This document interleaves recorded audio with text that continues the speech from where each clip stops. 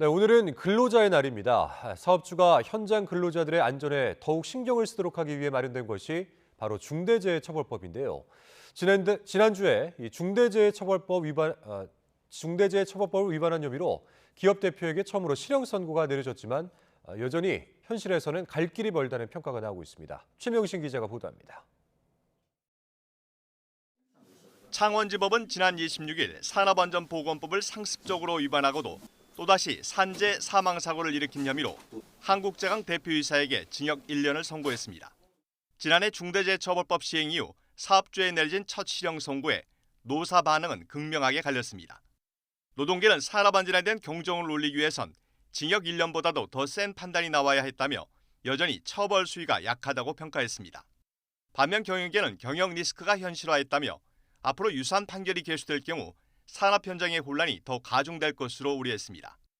중처법 시행 이후 지금까지 기소된 사건은 모두 14건으로 이 가운데 12건이 아직 법원 판단을 기다리고 있습니다.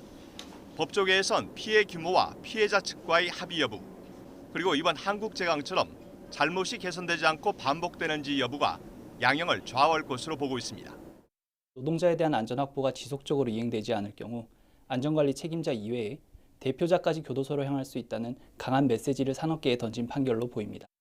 이런 가운데 당장 발등에 불이 떨어진 곳은 국내 사업장의 90%가량을 차지하는 52 미만 영세 사업장입니다. 현재는 산재 사망사고가 발생해도 중처법 적용 대상이 아니지만 내년 1월 27일부터는 사정이 달라집니다.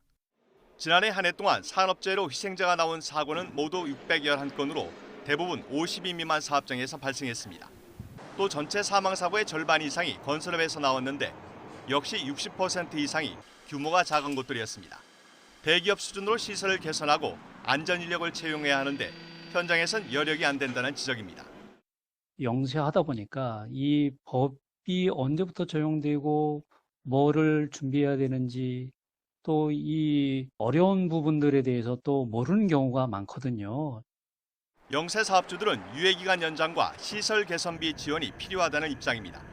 노동계는 그러나 소규모 사업장이라고 해서 근로자의 안전이 예외가 될 수 없다는 입장입니다.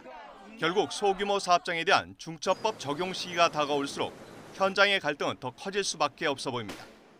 YTN 최명신입니다.